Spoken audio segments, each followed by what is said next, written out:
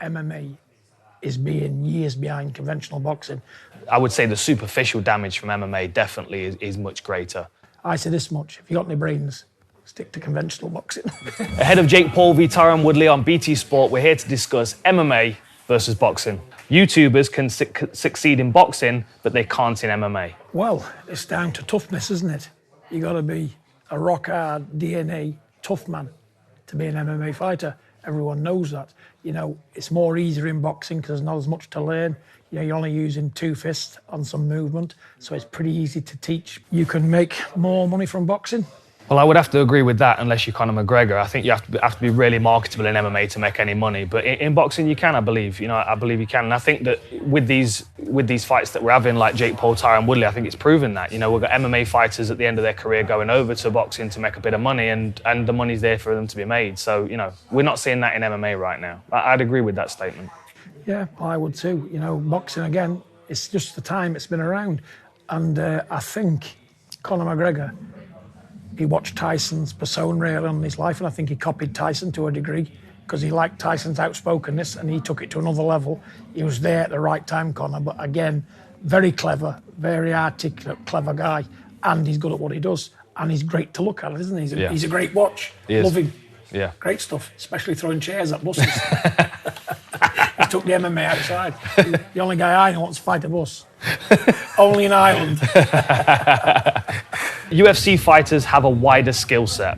In what way? Well, I mean, that's up to you, I would suppose. In what way? The only way you can say is a wider skill set, because they can do more things. They can use what they have. They can use their feet. They can use their elbows. They can use anything, can't they? Their head. Anything goes as a kitchen sink, basically. But boxing and MMA is 2 different sports, you know. Boxing's more skill, more practical thing. And if you excel to the elite level, you can go all the way and stay there and make lots of money and get to be one of the most famous people on the planet. What do you think it would take to get the boxing level in MMA higher? How do we elevate that? More stars like Conor McGregor, more outspokenness, something for people to grab hold of.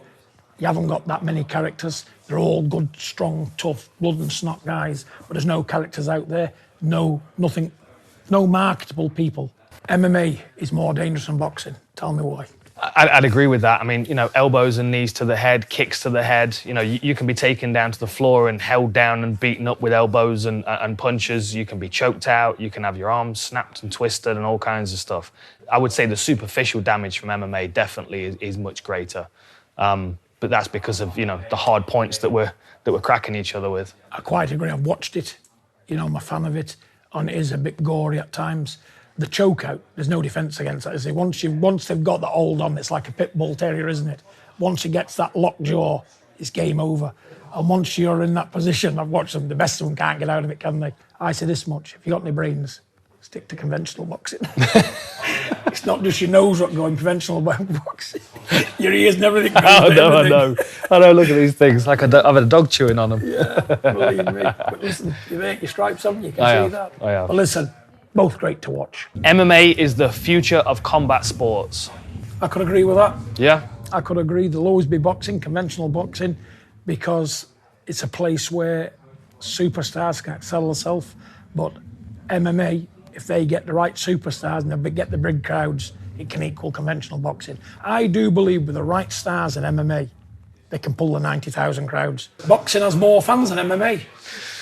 Well, you see, I would agree with that, but the reason I agree with that is because MMA fans are boxing fans as well, whereas not many boxing fans like MMA. There seems to be this kind of this rivalry between boxing and MMA, but it's always, from my perspective, been more from boxing's side, because MMA's kind of come out of nowhere. It's kind of created a stir, but I feel like most MMA fans are fans of boxing as well. You know, I think that's why boxing probably has more fans, but you know, the older generations as well are more established, and I think that the likes of Jake Paul coming over is going to bring the younger eyes to boxing as well. But I mean, I would agree with that, but do you agree that most MMA fans are also boxing fans? Mostly, you know, it's still a combat sport. It's still very similar. The only difference is they can kick and use different parts of the body to gain a victory. And do you think we're getting new fans over with the likes of Jake Paul? Do you think more Jake Paul fans will cross over and watch general boxing matches as well? Absolutely, you know, because now there's a crossover, isn't there? You've got an MMA man facing one of the biggest YouTuber stars of this century in Jake Paul, you know. beam live around the world. You know, what's there not to like about this crossover? So through Tyrone Woodley, where he's from on the background, people are going to take more notice now to the MMA side, purely through Jake Paul. His wealth of knowledge of YouTubing, and getting Instagram self-promotion, self-promoting and all that kind of thing. Yeah, he's going to bring a wider audience in the millions to both his own conventional boxing style, which is adopted, and the MMA. Can only benefit from it all the way around.